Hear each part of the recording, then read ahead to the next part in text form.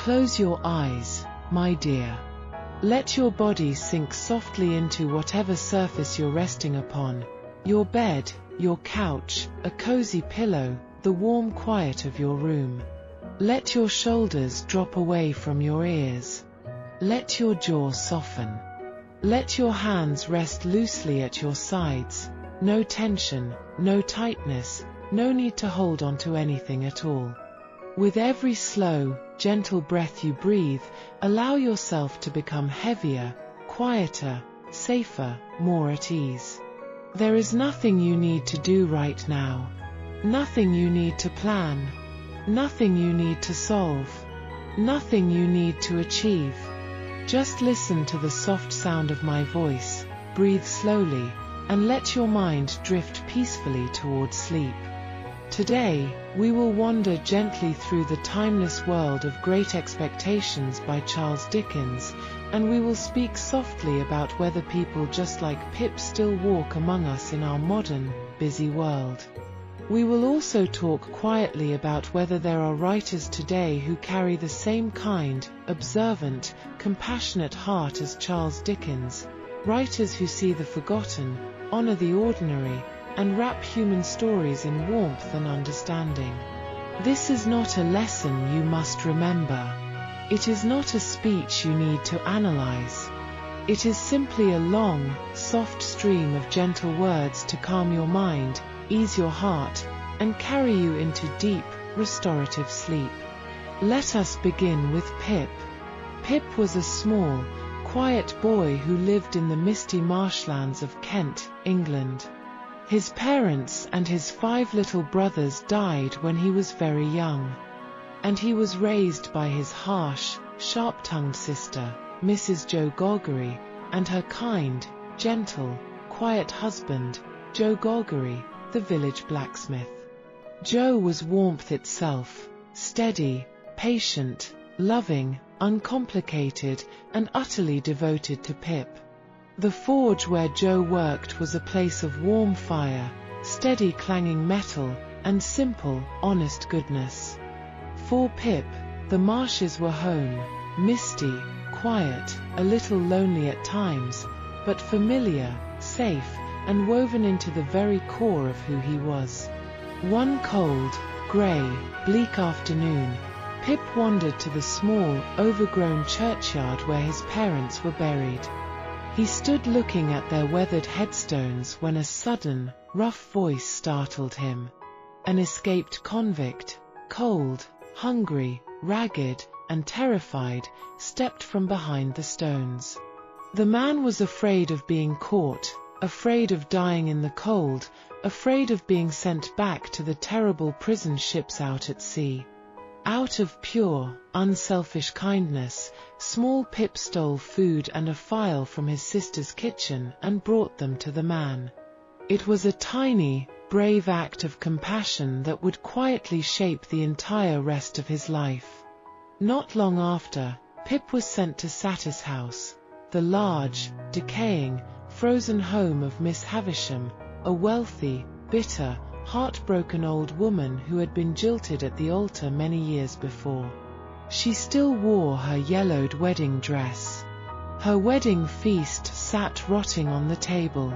All the clocks in the house had stopped at the exact moment she was abandoned.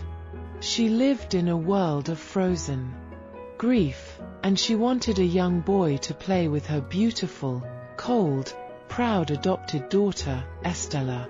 When Pip met Estella, everything changed. Estella was lovely, elegant, and cruel. She laughed at his rough hands. She mocked his thick boots. She called him common, ordinary, low. In that moment, a quiet, burning longing grew inside Pip. He began to dream of being a gentleman. He dreamed of leaving the marshes behind. He dreamed of leaving the forge, leaving Joe, leaving the simple, humble life he had always known. He wanted to be polished. He wanted to be educated. He wanted to be worthy of Estella, to be seen as valuable, impressive, someone who belonged to a higher, finer world. He began to feel ashamed of where he came from, ashamed of Joe's rough, kind hands, ashamed of his own simple speech, ashamed of the quiet life that had loved him unconditionally. Then, one quiet, unexpected day, a formidable London lawyer named Mr. Jaggers arrived in the village with astonishing news.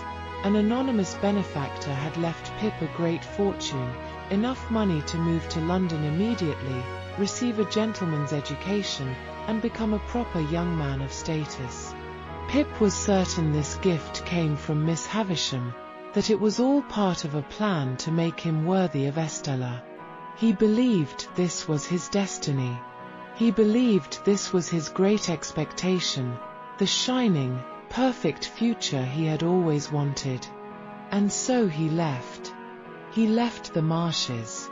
He left Joe. He left the quiet, honest life that had held him and loved him. In London, he set about reshaping himself entirely. He learned new manners. He bought fancy, expensive clothes. He spent money freely, trying to keep up with the other young gentlemen. He tried to forget the small, kind boy he had been. He tried to become someone new, someone better, someone worthy. For a little while, it felt as if his dream had come true. He had status. He had comfort. He had the life he thought he wanted. But inside, he was empty. He felt deeply lonely. He felt guilty. He felt like a stranger in his own skin.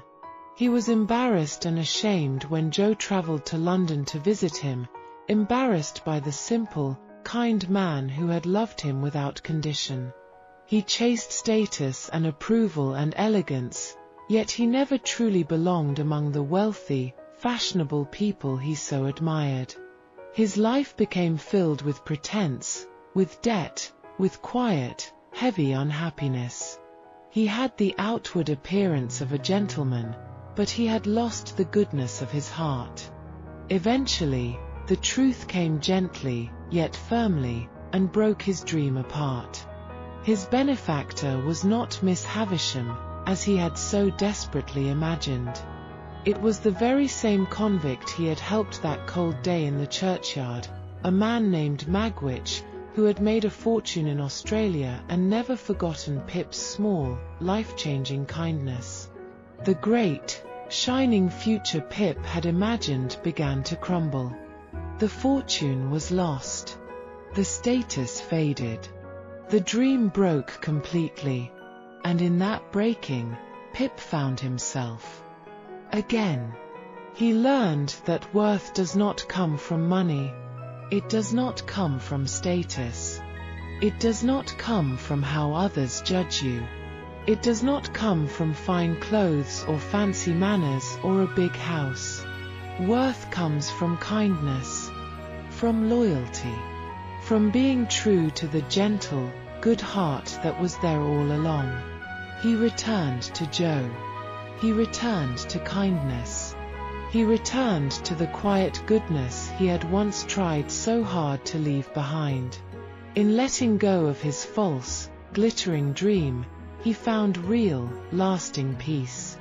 That is the quiet, deeply human story of Pip. And now we may ask, very softly, in our busy, modern world, filled with tall cities, social media, endless ambition, and quiet, hidden longing, do people just like Pip still exist? Are there gentle souls among us who carry the same quiet hopes, the same quiet insecurities, the same deep wish to become someone better, someone more accepted, someone more worthy? The answer is yes. Quietly, gently, yes. Pip is not just a character from an old, classic book. He lives in the quiet struggles of ordinary people all around the world.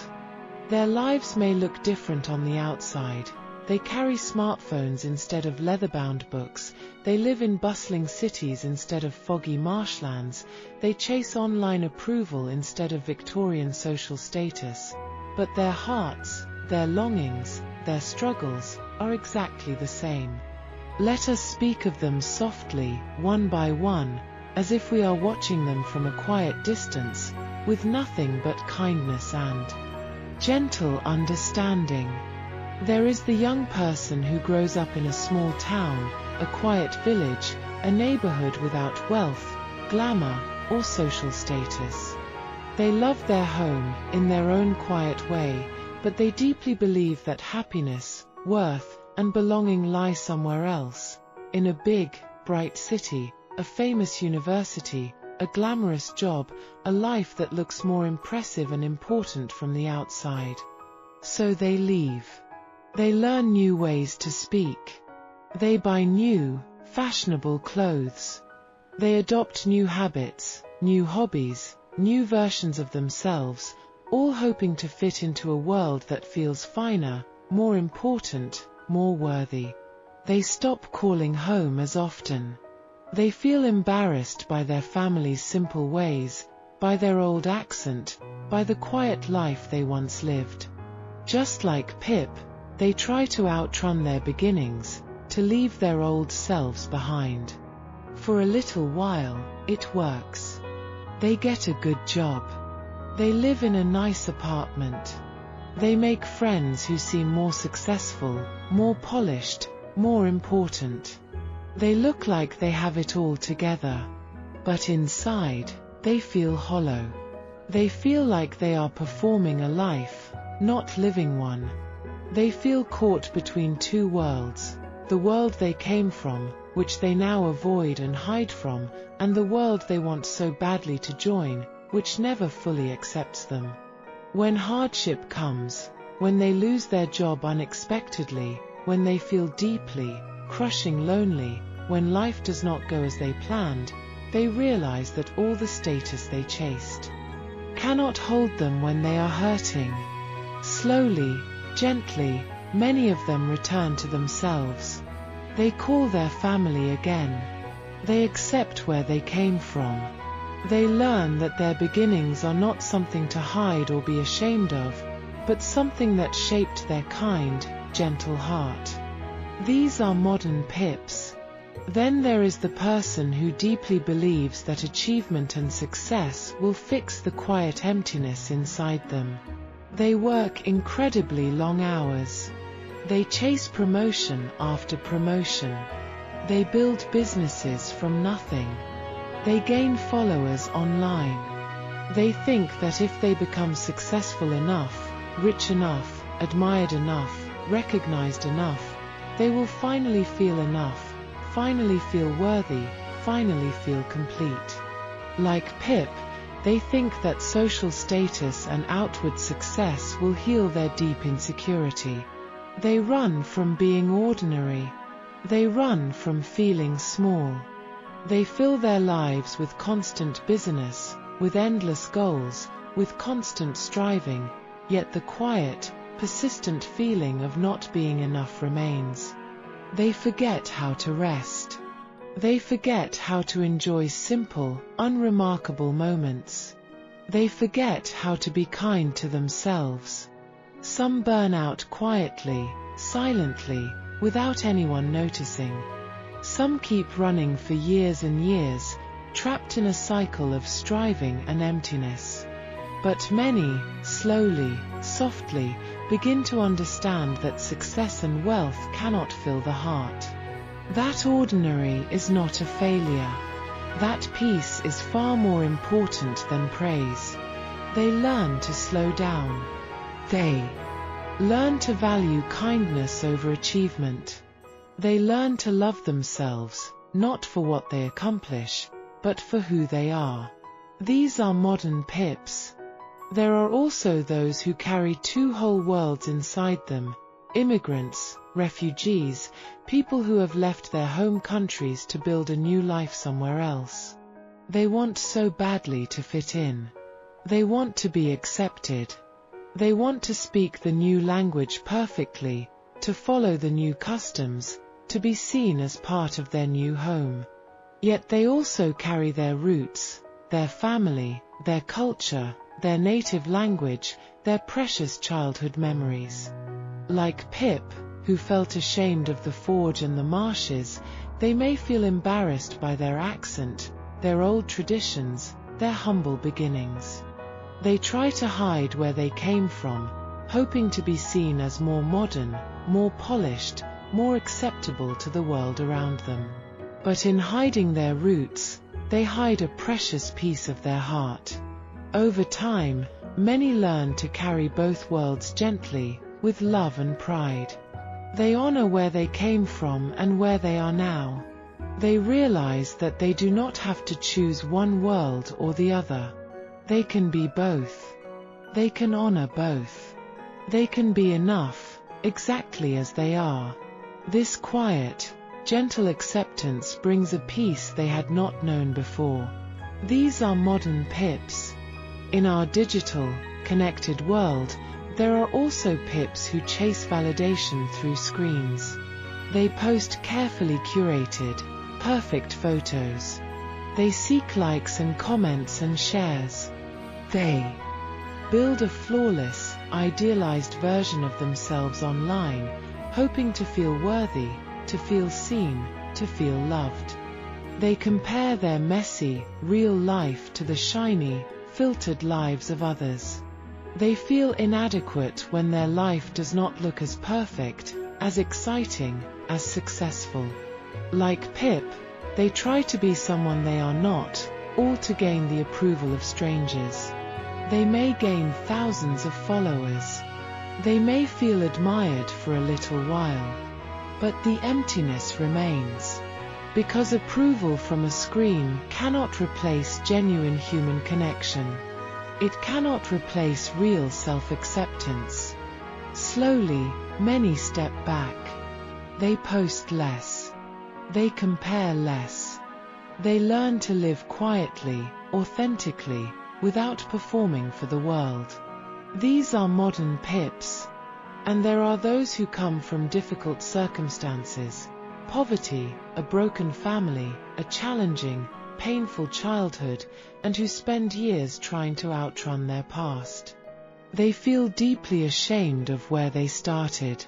They feel as if their beginnings make them less than other people. Like Pip, they try to leave their old selves behind, believing that a new, fancier life will erase the old pain and loneliness. But pain does not disappear through escape. It softens only through acceptance. Many eventually learn that their struggles made them kind. Their hardships made them strong. Their beginnings do not define their worth. They learn to carry their past gently, without shame, and to move forward with compassion for themselves. These are modern pips. All around us, in quiet, unremarkable lives, there are pips.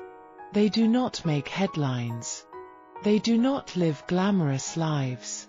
But they carry the same quiet longing, the same gentle struggle, the same slow, beautiful journey back to themselves. Their stories may look different on the outside, but on the inside, they are Pip. Now let us speak softly about Charles Dickens. Dickens was not just a writer. He was a witness. He saw the people society ignored, the poor, the abandoned children, the overworked laborers, the forgotten, the lonely, the invisible. He wrote about them with warmth, with gentle humor, with sadness at unfairness, and with endless, unshakable belief in the goodness of the human spirit. He used stories to make people care. He used stories to remind the world that every life matters, no matter how small, no matter how humble, no matter how invisible. He wrote with a huge, gentle heart.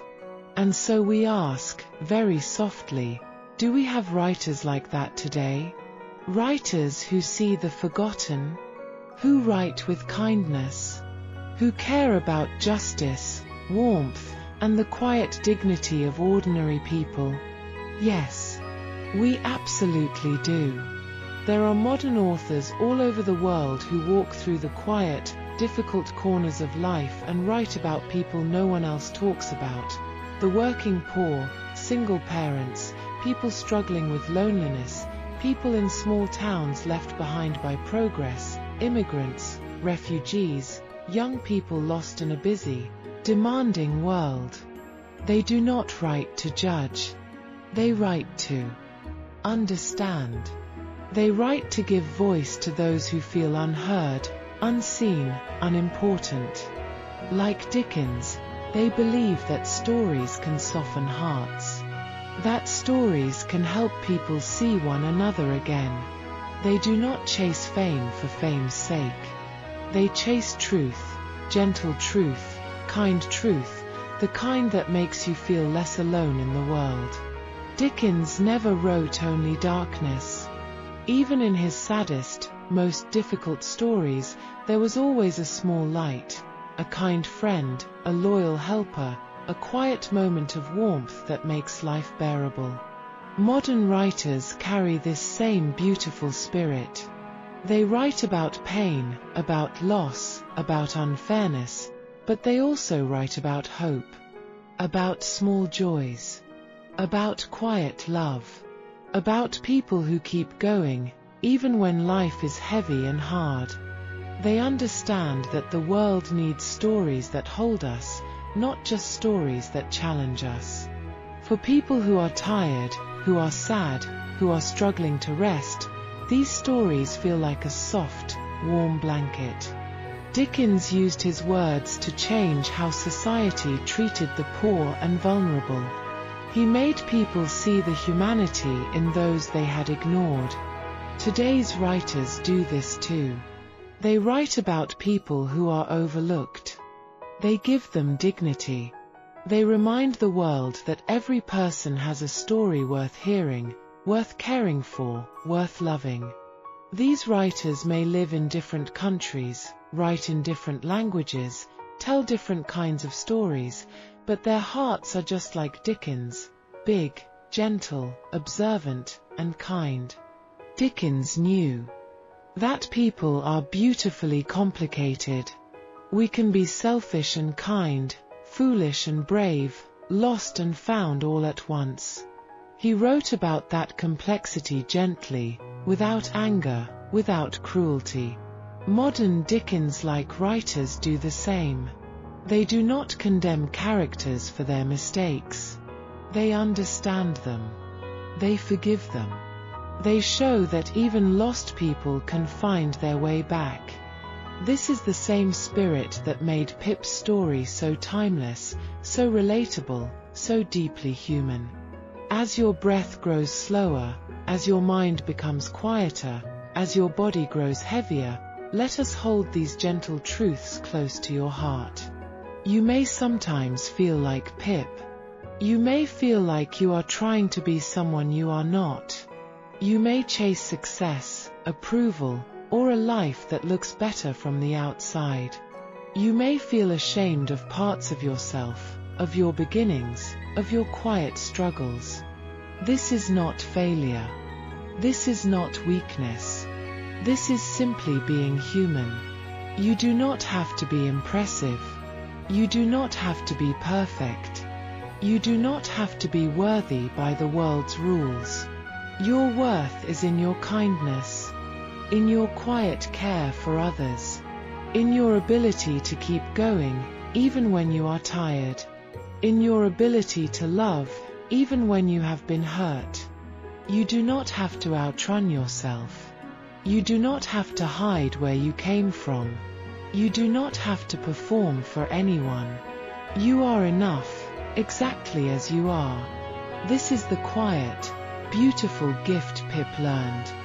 This is the gentle gift Dickens left for us. This is the truth to carry into your sleep. Now, let your body relax even more deeply. Let your thoughts drift like slow, soft clouds in a calm sky. There is nothing to fix, nothing to plan, nothing to rush toward. Just breathe. In, slow and soft, and out, letting go of all tension. Let the sound of my voice be a gentle lullaby. Let the words float through your mind without effort. Let go of worry. Let go of stress. Let go of the need to be anything other than exactly where you are. Sleep is waiting for you. Soft, warm, peaceful sleep. A rest that renews you. A rest that heals you. A rest that lets you be fully, gently, completely yourself. May your dreams be calm. May your heart be light. May you wake up feeling quiet, gentle peace. You are loved. You are enough. And now, you may rest. There is a particular kind of modern pip that walks among us, one that carries the weight of ambition not for luxury, but for safety. This is the person who grows up knowing what it means to go without. To worry about whether there will be enough food, enough warmth, enough stability. They watch their parents struggle. They feel the quiet anxiety of a life without security. And inside them, a quiet vow forms. They will never let themselves or their loved ones feel that kind of uncertainty again. Like Pip, they set off toward a life they believe will protect them. They study late into the night. They take jobs that drain them. They push themselves harder than seems fair, all to build a wall of security around the ones they love. They tell themselves that once they reach a certain level of success, once they have enough money, enough stability, enough respect from the world, they will finally be able to rest. They will finally be at peace. But the peace never quite arrives. Because the striving does not stop. The goal keeps moving. One promotion becomes not enough. One comfortable home becomes too small. One level of security feels fragile. Like Pip in London, spending money to feel worthy, this person chases more stability, more success, more proof that they have escaped the life they feared. In the middle of all the doing, they forget how to be. They forget what it feels like to sit quietly without planning, to laugh without checking their phone, to love without feeling the need to perform success. They surround themselves with comfort, yet they remain restless. They have escaped the poverty of their beginnings, yet they live in a quiet poverty of the soul. Then, often softly, sometimes suddenly, something shifts. Maybe they fall ill. Maybe they burn out. Maybe they lose something they thought they needed. Maybe they simply grow tired of running. In that stillness, they begin to remember. They remember the small, inexpensive joys of their earlier life. The warmth of a family meal without fancy plates. The comfort of a friend who loved them before they had anything to show. The quiet dignity of simply surviving, without needing to prove anything. Like Pip returning to Joe, they return to themselves. They learn that security does not come from what you accumulate. It comes from what you carry inside. Kindness, gratitude, love for the people who stay, acceptance of the life you have, rather than the life you thought you needed. This is another modern Pip. Quiet, hardworking, full of love, lost for a while, but slowly finding their way home. Another kind of modern Pip lives inside the world of education, in the lives we often call first-generation learners.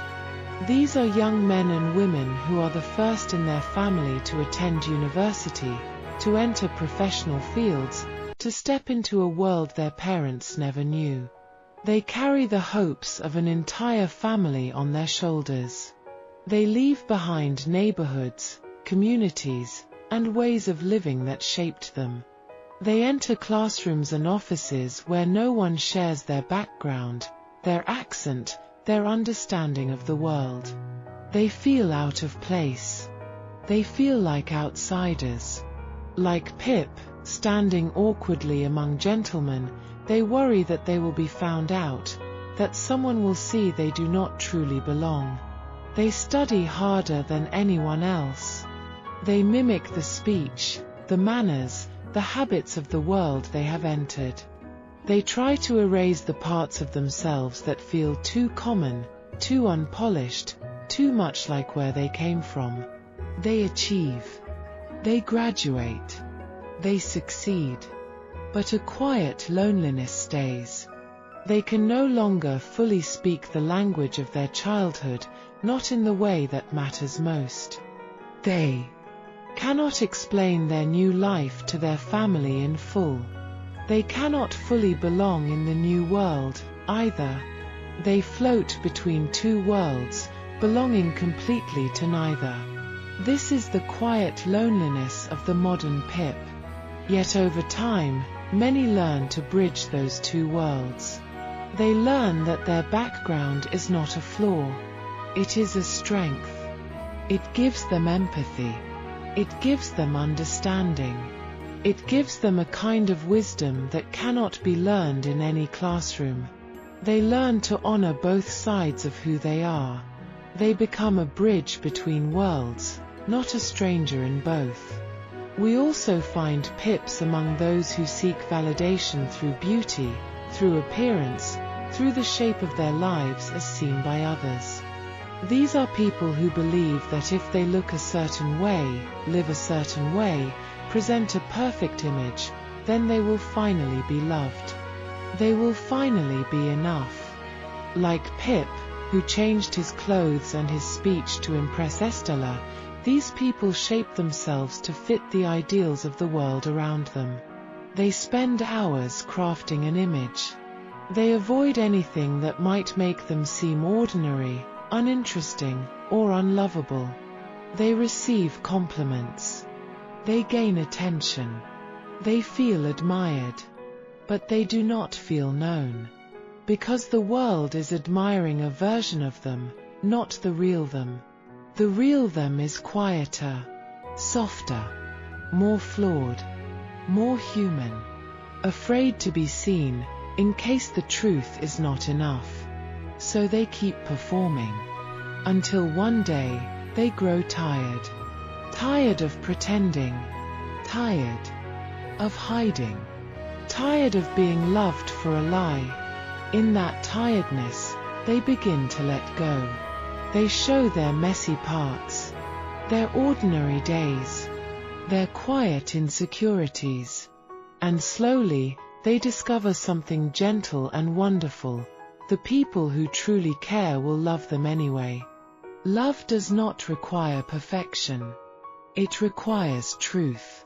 This is the awakening of yet another modern Pip. Now let us drift even more softly toward the subject of writers, those gentle souls who carry the light of Charles Dickens into our modern age. Dickens did not write for the wealthy. He did not write for the powerful.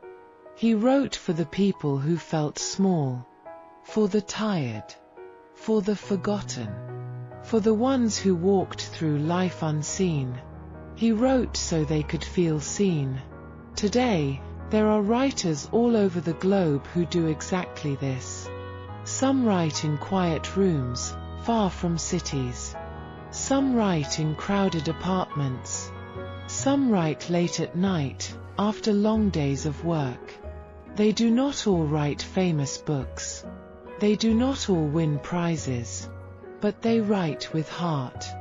They write about single parents working 2 jobs, trying to raise children with dignity. They write about elderly people living alone, holding memories like soft treasures. They write about young people lost in a world that demands too much, too fast. They write about workers whose hands are tired, whose spirits remain gentle. They write about immigrants who carry 2 countries in their heart. They write about people who struggle quietly, without complaint. These writers do not sensationalize pain. They honor it. They do not mock weakness. They understand it. Like Dickens, they believe that every life has weight. Every life has meaning. Every life deserves to be spoken of with tenderness. Some write novels that sweep through entire communities, showing how lives connect, how suffering is shared, how kindness ripples outward like soft water. These writers build worlds that feel real, that feel warm, that feel like home even when the stories are difficult. Others write quieter stories, small moments, gentle exchanges, quiet acts of love that no one else notices. These are the stories Dickens also loved, the small, sacred moments that make life worth living. Some write with humor, light and warm, the way Dickens often did, to soften the hard edges of life. They make us smile even when our hearts are heavy. They remind us that joy can exist alongside sorrow. Others write with quiet sadness, not to bring us down, but to let us know we are not alone in our pain. All of them carry the spirit of Dickens: to see, to understand, to care. In many parts of the world, these modern Dickensian writers shine light on struggles that mirror the ones Dickens wrote about: inequality, hardship, the gap between those who have much and those who have little. They show how systems can leave people behind, how cruelty often comes from ignorance, and how kindness is often the quiet rebellion that keeps humanity alive. They do not shout. They do not condemn. They simply tell the truth, softly. And in telling that truth, they change things. They change how readers see the people around them. They change how readers see themselves.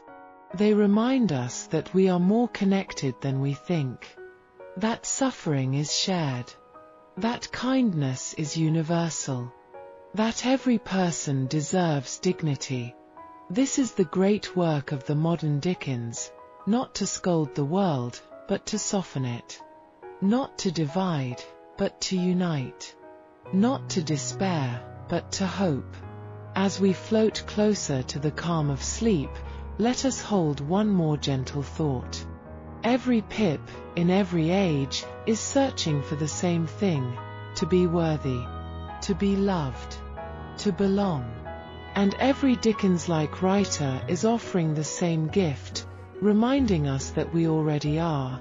We are worthy, not because of what we have, but because we are. We are loved, when we allow ourselves to be seen truly. We belong, not because we fit in, but because we are human. You do not need to become a new version of yourself to be enough. You do not need to escape your past to have a future. You do not need to shine brightly to matter.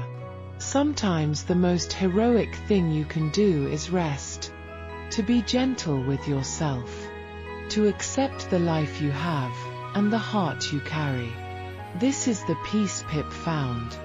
This is the peace we all deserve. Let us drift still further, now, into the quiet corners of the modern world, where more Pips live and breathe, their stories unfolding softly, almost unseen, like the mist that once hung over Pip's marshes. There is the Pip who works in the quiet, uncelebrated jobs, the ones that keep the world turning, but are rarely noticed. The barista who smiles even when tired, the cleaner who works through the night to make offices shine, the caregiver who tends to the elderly and the sick with gentle hands. These are Pips who do not chase fame or fortune. They chase something simpler: respect, dignity, the feeling that their work matters. Like Pip, who once felt small and unworthy in the presence of Estella and the gentlemen of London, these Pips often feel overlooked. They feel like their work is taken for granted. They feel like their lives are not important in the way the world measures importance. So they work harder. They smile brighter. They go out of their way to be kind, hoping that someone will notice. hoping that their effort will make them feel seen. For a while, they may feel invisible. The world rushes past them, too busy to say thank you, too focused on its own ambitions to notice the quiet goodness they bring. Like Pip, they may begin to doubt their worth. They may wonder if their work, their lives, their kindness even matter. But then, quietly, something changes. A customer thanks the barista for their warm smile on a hard day. A family member of the elderly person they care for holds their hand and says, "You are a blessing." A coworker notices how hard they work and says, "I couldn't do this without you." In those small moments, they wake up, just like Pip did. They realize that their worth is not in being noticed by the world. It is in the kindness they give. It is in the care they show. It is in the quiet difference they make, one small act at a time. They do not need to be famous. They do not need to be wealthy. They are enough, exactly as they are, in the quiet, important work they do. This is the quietest kind of modern Pip, the one who finds their worth not in grand dreams, but in small, steady goodness. There is also the Pip who carries the weight of regret. This is the person who, like Pip, once turned away from the people who loved them most. They chose ambition over connection. They chose status over loyalty. They chose to chase a dream that felt bigger than the love they already had. They may have left a childhood friend behind. They may have distanced themselves from a family member who loved them unconditionally. They may have hurt someone who cared for them, all in the name of becoming better. Like Pip, who felt deep guilt when he saw Joe in London, this person carries a quiet ache in their heart. They think of the people they left behind. They wonder what could have been. They feel ashamed of the choices they made. They live with the quiet fear that it is too late to make amends. For years, this guilt weighs on them. It follows them into their success, into their comfort, into their quiet moments alone. Like Pip, who could not escape the memory of the marshes and Joe, they cannot escape the memory of the love they left behind. Then, one day, they find the courage to reach out. They pick up the phone. They send a message. They show up, hat in hand, ready to say sorry. They do not expect forgiveness. They only hope to be heard. And often, gently, they are. The people they hurt are not perfect. They may be angry. They may be hurt. But they also remember the love that once bound them. They remember the kind heart beneath the ambition, the fear beneath the pride. Like Pip and Joe, they reconcile. Not with grand gestures, but with quiet words. With understanding. With the recognition that we all make mistakes. That we all get lost sometimes. That love is stronger than regret. This is the Pip who finds redemption, not in wealth or status, but in forgiveness, of others, and of themselves.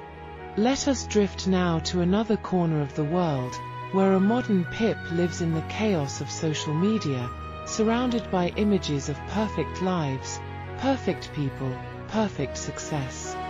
This is the young person who scrolls for hours, comparing their life to the curated versions of others. They see friends with perfect jobs, perfect relationships, perfect homes, and they feel small. They feel like they are falling behind. They feel like their life is not enough. Like Pip, who wanted to be a gentleman to fit in, this young person tries to reshape their life to match the images they see online. They buy things they cannot afford to look the part. They post photos that are not real to seem happy. They pretend to be someone they are not, all to gain the approval of strangers. They gain likes. They gain followers. They gain the temporary rush of feeling admired. But the emptiness remains. Because the approval of strangers is not the same as self-love. Because the perfect life they chase is an illusion. Slowly, they begin to grow tired of the performance. They begin to notice that the people they admire online are also hiding their struggles. They begin to realize that no one's life is as perfect as it seems. They put down their phone. They step away from the screen. They spend time with the people who love them for who they are. They do things that make them happy, not things that make them look good. And in that quiet, they find peace. They learn that their life is enough, that their struggles are normal, that their worth is not measured by likes or followers, but by the love they give and receive. They learn to be kind to themselves, to embrace their flaws, to live authentically. This is the digital age Pip, lost in the noise, but slowly finding their way back to quiet, real life. Now, let us speak even more softly about the modern Dickensian writers who capture these stories, who give voice to these quiet Pips, who remind us that we are not alone. There is a writer in a small town in America, who spends her evenings writing about the people who live on the edges of her community. The single mother working 3 jobs to feed her children, the elderly man who sits on the porch every evening, watching the world go by, the young person struggling to find their place in a town that feels too small. She writes about them with such warmth, such understanding, that when you read her words, you feel like you know them. Like you have sat with them, shared their coffee, listened to their stories. She does not write to make a name for herself. She writes because she sees them, because she cares, because she believes their stories matter. Like Dickens, she uses humor to soften the hard parts. She writes about the single mother laughing with her children over a cheap meal. She writes about the elderly man telling silly jokes to the neighborhood kids. She writes about the small, joyful moments that make even the hardest lives bearable. Her books are not bestsellers. They are not read by millions. But they are read by the people she writes about. They are read by people who see themselves in her characters. They are read by people who feel seen, for the first time in a long while. This is a modern Dickens. There is a writer in India who writes about the migrant workers who travel from village to city, leaving their families behind to build the skyscrapers and roads that define modern India. He writes about their loneliness, their fear, their hope. He writes about the letters they send home, filled with lies about how well they are doing, so their families will not worry. He writes about the quiet moments they spend missing their children, their spouses, their homes. He writes not to criticize, but to humanize. He wants the world to see these workers not as numbers, not as labor, but as people, people with dreams, people with hearts, people who love deeply. Like Dickens, he shows the injustice of a system that values profit over people. But he also shows the kindness that exists in the midst of that injustice, the worker who shares his food with a stranger, the neighbor who checks in on the lonely, the child who sends a drawing to their parent far away. His writing is not angry. It is gentle. It is compassionate. It is a reminder that even in the hardest circumstances, the human spirit remains unbroken. This is a modern Dickens. There is a writer in England who writes about the young people growing up in the shadow of poverty, in neighborhoods that have been left behind by progress. She writes about their struggles to find jobs, to get an education, to believe that they have a future. She writes about their anger, their sadness, their quiet hope. She writes about the teachers who go out of their way to help them, the friends who stand by them, the small moments of joy that keep them going. Like Dickens, she does not romanticize their suffering. She does not make them out to be heroes or victims. She simply shows them as they are, human, complicated, worthy of care. Her books are read in schools. They are read by policymakers. They are read by people who want to understand, who want to help. She uses her words to change minds, to open hearts, to make the world a little softer. This is a modern Dickens. As your eyes grow heavier, as your breath grows slower, as your mind drifts closer to sleep, let us hold this gentle truth. The world is filled with Pips, and it is filled with Dickens. The Pips are the quiet ones, the lost ones, the ones trying to find their way. The ones who chase dreams, make mistakes, and slowly find their way back to kindness. The Dickens are the ones who see them, the ones who write their stories, the ones who remind us that every life matters, no matter how small, no matter how humble. And you are both, in your own way. You may be a Pip, lost in your own journey, trying to find your worth. You may be a Dickens, seeing the people around you, offering kindness, offering understanding. Either way, you are enough. You do not need to be perfect. You do not need to have it all figured out.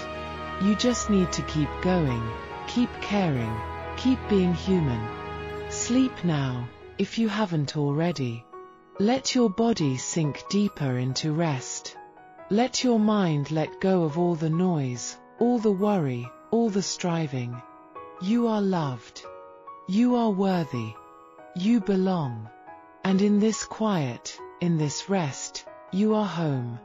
And so we drift on, further into the quiet, where more Pips live their lives, their stories weaving softly into the fabric of the modern world, just as Pip's story wove into the mist of the Kent marshes so long ago. There is the Pip who is a parent now, carrying the weight of wanting to give their child a better life than they had. This is the parent who grew up with little money, little stability, little hope for the future, and who now works tirelessly to ensure their child never feels that lack. They work extra shifts. They skip their own needs to buy their child the things they never had. They push their child to study, to achieve, to be better, not out of greed, but out of fear. Fear that their child will suffer the way they did. Fear that their child will feel small, unworthy, unseen. Like Pip, who chased the gentleman's life to escape his past, this parent chases success for their child, hoping to shield them from the hardships they endured. They tell their child that hard work will fix everything, that achievement will make them happy, that being good enough in the world's eyes will keep them safe. But in their striving, they sometimes forget to stop, to hold their child, to tell them that they are loved, not for what they achieve, but simply for being. They forget that the warmth of a hug, the sound of a kind word, the safety of feeling seen, are more important than any grade, any job, any status. Like Pip, who lost sight of Joe's love in his pursuit of a false dream, this parent may lose sight of the most important thing, the love they share with their child. Then, one day, their child looks up at them and says, "I just want to spend time with you." Or they see their child crying, overwhelmed by the pressure to be perfect. Or they realize that their own fear is casting a shadow over their child's happiness. In that moment, they wake up. They slow down. They put down their work. They hold their child close. They tell them that they are enough, exactly as they are. That their love does not depend on their success. That no matter what, They will always be there, not as a taskmaster, but as a safe place to rest. Like Pip returning to kindness, this parent returns to love. They learn that the better life they want for their child is not about wealth or status. It is about love, about safety, about feeling worthy, just for being themselves. This is the parent Pip, lost in fear, but slowly finding their way back to the love that matters most. There is also the Pip who has spent years chasing a career that does not feed their soul. This is the person who took a job because it was respectable, because it paid well, because it made their family proud, not because it made them happy. They wake up every morning dreading the day ahead. They drag themselves through their work, feeling empty, unfulfilled, like a stranger in their own life. Like Pip, who wore the clothes of a gentleman but felt like an imposter, this person wears the title of their job, the salary, the status, but feels like they are pretending. They watch their co-workers thrive, and they wonder why they cannot feel the same. They wonder if there is something wrong with them, if they are not good enough to be happy, to find work that matters. They stay in the job for years, telling themselves that it is responsible, that it is the right thing to do, that happiness is a luxury they cannot afford. Like Pip, who kept chasing his gentleman's dream even when it made him miserable, they keep going, even when their heart is screaming to stop. Then, one day, something small breaks the cycle. A friend quits their unfulfilling job to pursue a passion. A family member gets sick, and they realize how short life is. A quiet moment alone, where they finally ask themselves, "What do I want? What makes my heart feel alive?" In that moment, they find the courage to change. They start small. They take a class in something they love. They work on a hobby in the evenings. They start to imagine a life where work feels like a joy, not a burden. Slowly, they take steps, maybe a new job, maybe a career change, maybe just a shift in how they approach their current work, to align their life with their heart. Like Pip, who let go of his false dream to find peace, this person lets go of the life they should have to live the life they want. They learn that success is not about what others think. It is about what makes you feel alive. It is about doing work that feeds your soul, not just your bank account. This is the career Pip, lost in obligation, but slowly finding their way back to passion. Let us drift now to a quiet village in a far corner of the world, where a modern Pip lives a life of quiet simplicity, but carries a quiet longing to see more. This is the person who has never left their small village, who has never seen a big city, who has never experienced the world beyond the fields and the forests and the small community they call home. They hear stories of distant cities, of different cultures, of lives that are nothing like their own. They see images on their phone of places they can only dream of. And a quiet longing grows inside them, a longing to explore, to learn, to become someone who has seen the world. Like Pip, who dreamed of leaving the marshes, this person dreams of leaving their village. They imagine a life of adventure, of new experiences, of being someone who is worldly, someone who is not stuck in the same small place. They save their money. They make plans. They say goodbye to their family and friends, with a mix of excitement and fear, and set off into the unknown. At first, the world feels magical. The city is bright. The people are different. The experiences are new. They feel like they are living their dream. But slowly, the magic fades. They feel lonely. They miss the quiet of their village. They miss the people who know them, who love them, who accept them exactly as they are. Like Pip in London, they feel like an outsider. They feel like they do not belong. They realize that the world they dreamed of is not the perfect place they imagined. It is loud. It is busy. It is cold. Slowly, they begin to miss the simplicity of their old life. They miss the sound of the birds in the morning, the taste of home-cooked food, the warmth of a community that cares for one another. Like Pip returning to the marshes, they return to their village. But they are not the same person who left. They have seen the world. They have grown. They have learned that the grass is not always greener on the other side. They have learned to appreciate the beauty of their small, simple life. They bring back stories, yes. But more importantly, they bring back gratitude. Gratitude for the home they left, for the people who loved them, for the quiet life that was always there, waiting for them. This is the wanderer Pip, lost in the world, but slowly finding their way back to the home they never should have left. Now, let us speak even more softly about the modern Dickensian writers who capture these quiet journeys, who give voice to these Pips, who remind us that every life, no matter how small, no matter how ordinary, is a story worth telling. There is a writer in a small village in Africa who writes about the women who work in the fields from dawn to dusk, who care for their families, who carry the weight of their communities on their shoulders. She writes about their strength, their resilience, their quiet joy.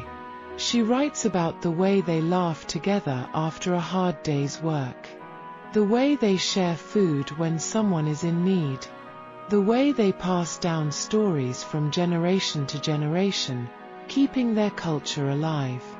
She does not write about them as victims of poverty or hardship. She writes about them as heroes, quiet heroes, whose strength comes not from grand gestures, but from small, steady acts of love and courage. Like Dickens, she uses her words to honor their dignity, to show the world that these women are not invisible, that their work matters, that their lives matter, that their voices deserve to be heard. Her books are read by women in her village, who see themselves in her pages and feel proud. They are read by people around the world, who learn to see the beauty and strength in lives they might otherwise have overlooked. This is a modern Dickens. There is a writer in Canada, who writes about the indigenous people who have been displaced from their lands, who have lost their culture, who have struggled to find their place in a world that has forgotten them. He writes about their pain, their loss, their resilience. He writes about the way they hold on to their traditions, even when the world tries to take them away. He writes about the love they have for their land, their families, their history. He writes not to dwell on suffering, but to celebrate survival. To show that even in the face of great injustice, the human spirit remains unbroken. To remind the world that these people have a right to their culture, their land, their dignity. Like Dickens, he uses his words to challenge injustice, to make people see, to make people care, to call for change, not with anger, but with compassion. His writing is a bridge between cultures. It helps non-Indigenous people understand the pain and resilience of Indigenous communities. It helps Indigenous people feel seen, heard, and proud of who they are. This is a modern Dickens.